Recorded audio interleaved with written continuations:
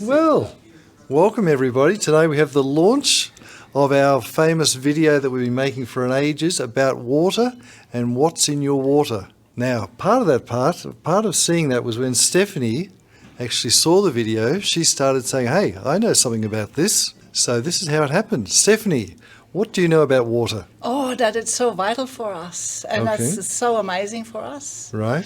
And that it's at the moment not in the quality we need it to be. Good. For Now, us. we were talking about South Gippsland water, that you actually know socially the people involved. East Gippsland, I'm sorry. Water. And you had a suggestion Yes. about how they could actually produce water Yes. so it was healthy and clean for everybody. Yes. Can you explain? Oh, absolutely. So during the first lockdown, I had a bit too much time on my hands, so I started actually to write a paper about water quality. So I'm an educator in all things soil. So soil is... I love soil. So soil biology is, amongst a lot of other things, in charge for water quality, to make it really simple. And how to utilize soil biology for good water management. Right. So I wrote a paper with all the background of soil biology, why we need to take care of it, and how to actually run. You don't tell this to these people, do you? No. How to run their cooperation towards health Yes. and utilize soil biology for healthy good water, plus saving them some money, because I do understand these are corporates, right? There is still a business they have to run. But if you say soil biology to corporates, what's the response? Well, the response was, in short, what's in it for us? Okay. That was the response after a 1.5 hour presentation of the details of the ins and outs of soil biology. I can explain it also in a colorful, entertaining way. Okay. And the ins and outs of soil biology and how we can apply it in order to have healthier water and save the money, involve the people, involve Aboriginal know-how, Yes. etc., etc., etc. So after all that time, they asked what's in it for us. So you're saying it's still profitable this way. Yes, it is. It's much more healthier, Yes. but they didn't get it because it wasn't fitting the model that they were trained for. I honestly don't know, because I don't understand how you cannot get this. I honestly don't know what the issue is. At the time, I didn't understand. So if I now have today a more detailed look in the greater narrative of things, and where the world's actually hurtling into, it makes more sense. Yes. To ignore what I had to present, because there were other interests at play which I didn't understand at the time. Okay. What other interests would they be? Well, I would say mainstream narrative. So you push, it's not about health. No. I mean, we've learned in the last 2.5 years it's never been about health. So it's not about health. It is about... You cannot cut this out. So it's never been about health. It's always been about control. Yes. So which I didn't understand, because I in truth believe that it is about health. So, but we've understood it's not about health. It's not even about profit. No. It's not about that profit we can see there. It's about a much bigger picture, which at the time I didn't understand. Good. Does that make sense? It Does that does. answer It your does. question? Now, to help to all this understanding, we've actually got Michael, who's just joined us now. So nice to see you in Good to person. see you in person, Michael. You're Hello. amazing. Right, we're back. We're back. Mike, I'd like to introduce Michael. And so Michael's just come back. He's travelled all around Australia. He actually spoke to Stefanie, I think it was on Zoom for a while there. And it was great, an opportunity to speak face to face. So it was good that we spoke to Steph. We've just finished Thai. Now we're talking water. From Thai to water. From Thai to water. I'll pass it over. Hello. I've been thrown in the deep end here with the water. I feel like I'm drowning a bit, I actually. can help you with this. Okay, so Yeah. I'll let you lead the way. Okay. So we spoke about water a bit earlier. So the role of water, because we've got served at the restaurant a bottle of tap water, 2% volume fluoride. So we talked about water quality and what it takes to get actually good water quality happening in nature, which is in true form soil biology, right? So soil biology it's basically it's pivotal for our life. So soil biology cleanses and manages water. And it also supports the photosynthesis so we can actually breathe, and puts the nutrition into our food so we can have something to eat. So soil biology, no life for us. So it's pivotal for our lives. So, but it's also pivotal to manage a couple of other things for farmers, but water quality. So during the first lockdown, I had a bit too much time on my hands. So I started to write a paper for East Gippsland Water, how to improve their business model. So here comes Steph, right?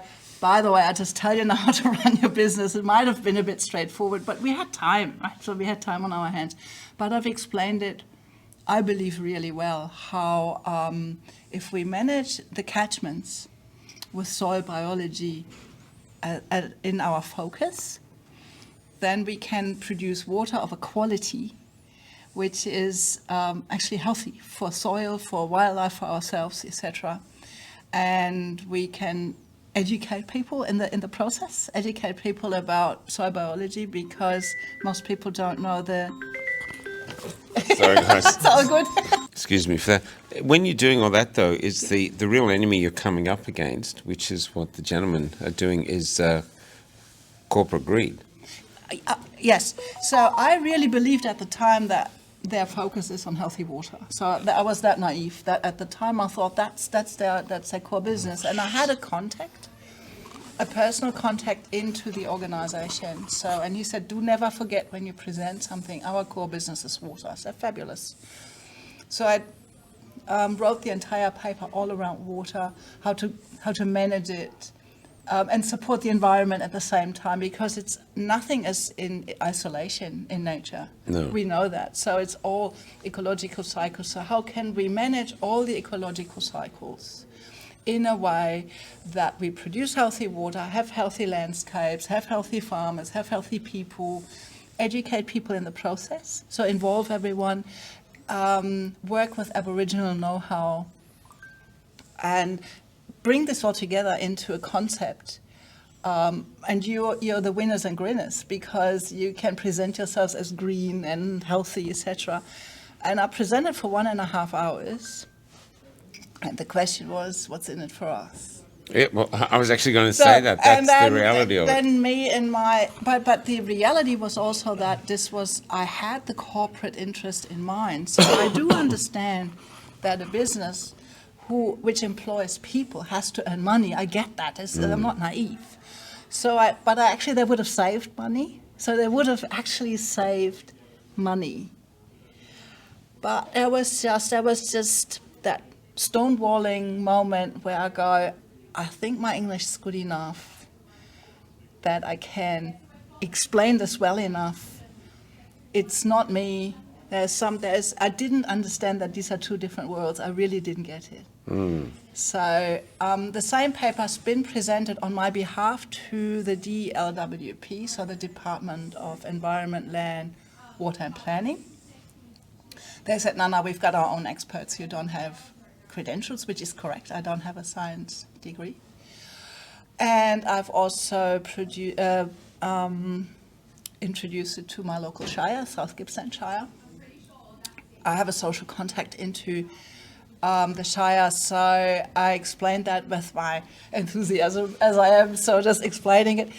And I said, then we go out and then we dig a hole and I show you what's going on. Oh yes, you're a great hole digger, I remember. I still have the spade in the car. Yeah. And they said to me, the question was, what, outside? And I was speechless. I said, yeah, outside. Oh, we don't go outside.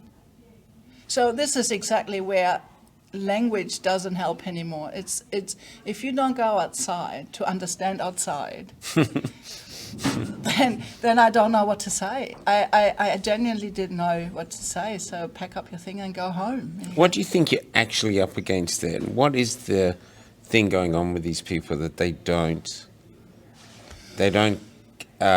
warm up to your passion? They have this block. I mean, that thing saying they don't go outside, what's actually behind that decision? Is it just... Well, the entire disconnect, I think... Because most of us are disconnected from our food chain. We go to the supermarket, we buy something, A lot of the stuff we wouldn't even know when it was last food. But even people who don't know about our food chain are still alive. Yeah, Right? So, and I I can get it. actually get to them with my passion and Yeah. the way how I explain things in a colourful way, so it makes sense. Yeah. I don't go into scientific. It's scientifically correct what I teach, but it always has to be entertaining. You have to grab people, you have to pick people up where they are. But I can't pick these people up where they are because they're somewhere different. I think they don't want to know. Is it because they feel threatened in their positions that you Possibly, might yes. come and usurp them? Possibly. I mean, who am I? I come in and tell, hey, but I'm actually a bit more diplomatic than that. But I always ask why. So when someone says to me, I'm doing this and this with my soil, or I do this and this on my property, I always ask, why do you do this? What is your intention behind this? And I dig and dig and dig and try to go to the basics. Where are you? Why do you do a certain thing in your garden? So, and what I try to find is a common denominator. So somewhere where I can pick people up. Back to your thing about qualifications, though, you'd remember this. Harry Butler, Yes. he had no In the wild. qualifications. No. Steve Irwin. Yes. Steve Irwin had no self-taught. qualifications. Jane Goodall, I think, the famous scientist. Yes. She's got no qualifications. She's not got any qualifications. This is just passion. And I know from people, I think Elon Musk and other people have said they'd employ people with passion over qualifications. Yep. You know, and so to me, it's that, and it's the drive for self-learning, and that's what you're doing. I mean, every time you're digging a hole, you're learning, you're teaching Absolutely. yourself, you Yes. know, which is Yes. glorious, you know. And that also could threaten people who just want to get a nice pay packet, tick a few boxes on the. You've got to remember, people have a self-interest to pay off their mortgage and go to Bali. That's number one. But number two, there's something else. I try to get the logic in one go. So we have in Australia a national soil advocate. That is a position, I think it's a federal position. And the National Soil Advocate does run once a year a soil forum in Canberra. So, and the last soil forum was, I think, in May. And I had the opportunity to take part via a video link. And the political advisor to the soil advocate, I tried to get this right. Don't know, I think it's Sue Brewster, but I would have to dig into my paperwork to find that out. With your shovel. With my shovel, which is in the car as we speak. And she said that we can't rely, in her opening speech to that event, she said that we can't rely on layman's opinions. We can only rely on scientists. That sounds familiar, that narrative, doesn't it? Protective. Only scientific research is allowed. Only layman's people should not have a say how to manage farms, etc. So, and with that, so that you would have to provide credentials. And she also spoke about the UN, which doesn't have an agricultural arm, but she already mentioned in that speech that the UN will be one of the main drivers in future agricultural politics. And I was absolutely speechless. I started to transcribe what she said as fast as I could, because lo and behold, that video was never on their official website. So that already drew the picture of what we're up against, and that's exactly that situation. So is credentials, you have to be accredited to talk about soil. And I've learned most from my grandfather and from Asian farmers who I visited when I lived in Asia. And so I went to traditionally farmed properties in Korea and Thailand and Vietnam and so on. And I've learned from these people. And they taught me how to ferment and make remedies for soil. And then I taught them how I make homeopathic remedies. And so this is fabulous. And you don't even have to have a joint language. You just communicate. It's just, play with your shovels. So But all that know-how has been basically wiped off the table with that statement. So and these people are all not formally trained. They've had it handed down through the generations. And I had the privilege that my grandfather taught me, because my great-great-grandfather was one of the marshals to the last German emperor. So he managed the horses of the last German emperor, and they already knew at the time about the connection between soil health, health of pasture, and animal performance, because the animal was a war asset at the time, right? So it was important there that the horse would perform and had stamina, etc., etc. So they knew that this can only be achieved with healthy pasture. So they knew all of these things. So, and that's been handed down, luckily, to me as well. So that's what we are lacking, because we're disconnected there. There's a disconnect. So that's stopped happening, I think, let's say 2 generations. So our parents' generation, I would say, that's where it sort of got interrupted. And that's where it's easy to pull wool over our eyes, because we just don't have that intuitive, BS. That's not working. And most of us are city dwellers, and we drive past the country at 100 kilometres an hour, looking at our phones if we're not driving. So we're totally disconnected. Yeah. But you've got like a Steve Irwin passion for life. It's a shame you can't start a YouTube show called Soil Lady. I think people would actually watch it like crazy. There's so many gardeners out there that would be going, wow, and they'd watch you over someone. I actually started to record because I run workshops at my own place, but I sort of saturated the area a bit, and due to petrol prices, etc., things become a bit more difficult for people to travel over longer distances. To me, come up here. I will. Yeah. I will. I do come, really, honestly. So I started to record my workshops. So and started like a counterculture soil expert, because I'd see I'm not people. the only one, though. There are a lot of really, really get a good little people videographer following you around. Fabulous. And I show you. Honestly, it'd be hilarious. Because I compost animals and do really, really weird things. And YouTube would love you, because you're not talking about any of the bad words. So they'd actually leave you alone. You'd probably actually. Do I not? I'm not. Not No, the certain I don't words know. they Yeah, don't. you're right. So I know I get it. Yes. So because I do swear. So yes, but it's also not difficult. That's what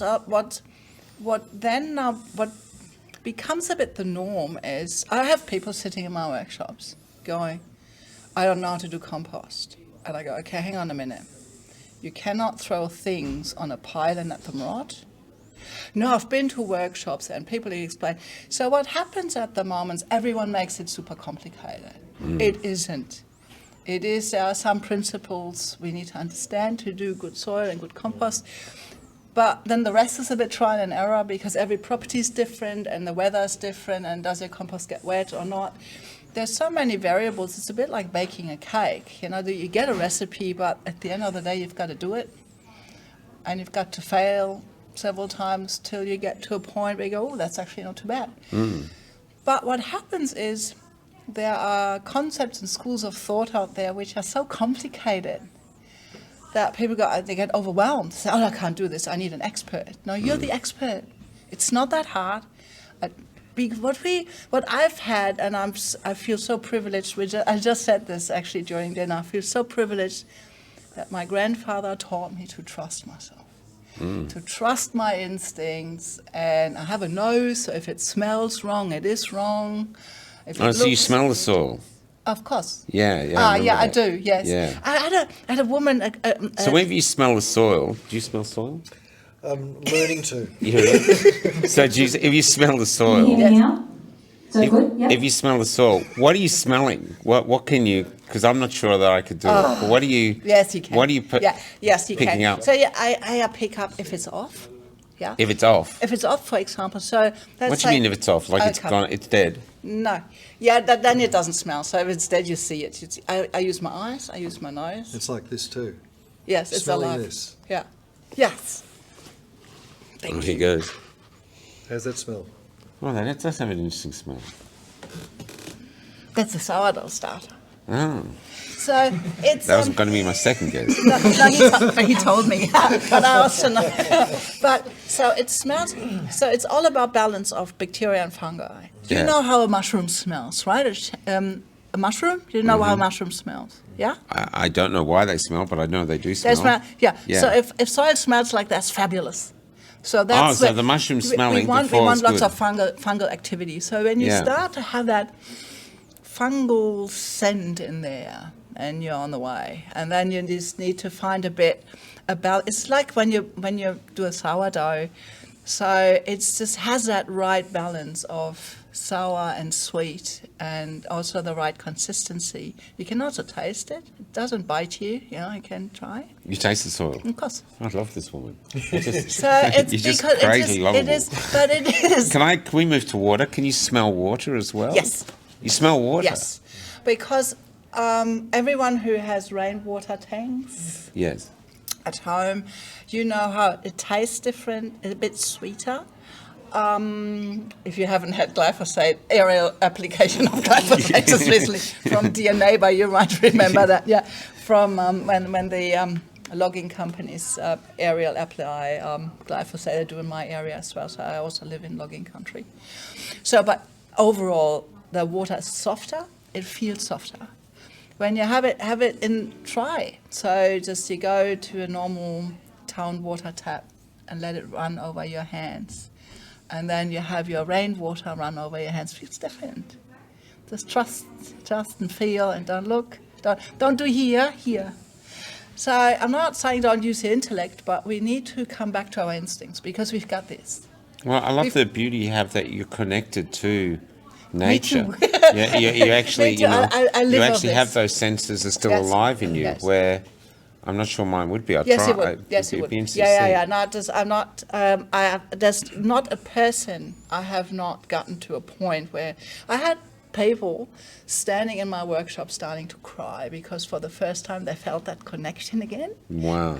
So there was that guy at a shaven, bikey type of dude who sat in my workshop a bit like this, for 2 hours. And so I get you. We come to you in a minute. So, and I just keep talking and in my usual unpassionate way, and then when you take people out and start digging holes, because that's an age-old, ancient connection. This is not something you've lost just because you live in a city. I lived in Shanghai for 10 years. I haven't lost it. So you're suggesting it's deep in our DNA. It is.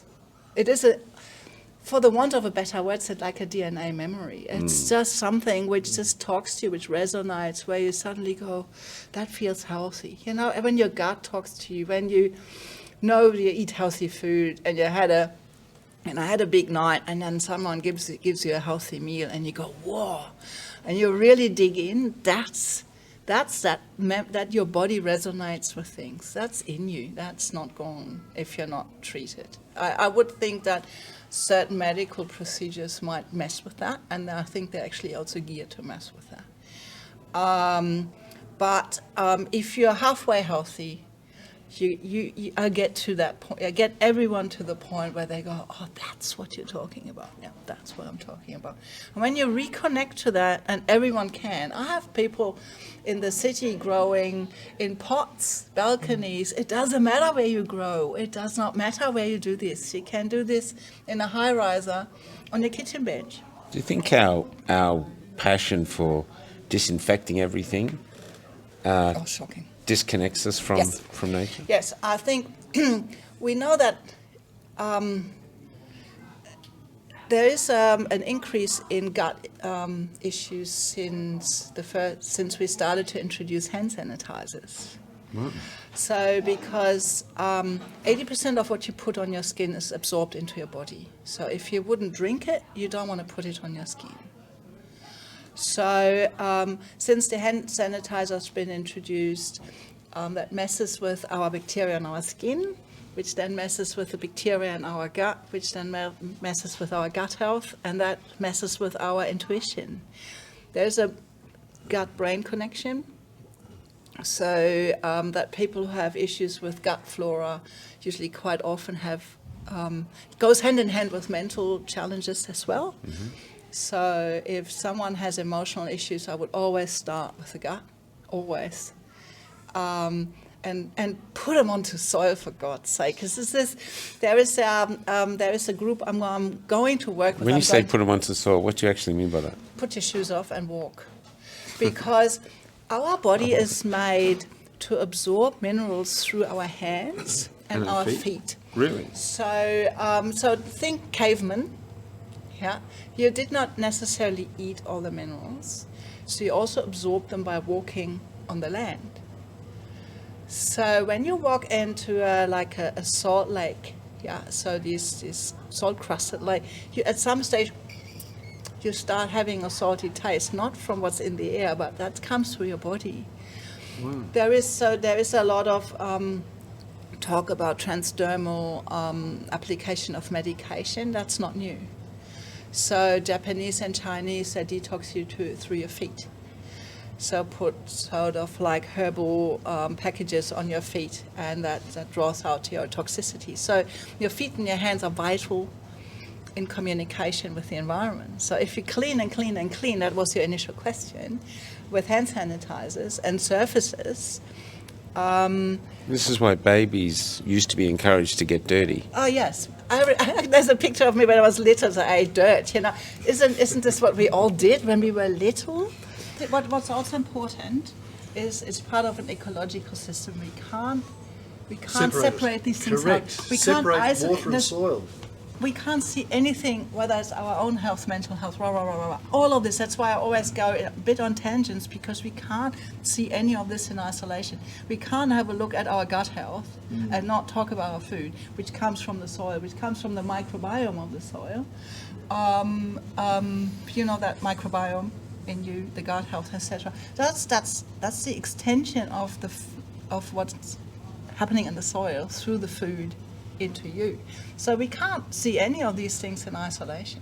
So we have to accept the fact that we can't totally disconnect ourselves from nature. We cannot. We will not survive this. We will not, as a species, we will not survive a disconnect. Mm-hmm. I wouldn't know how. You're not in a petri dish. I no.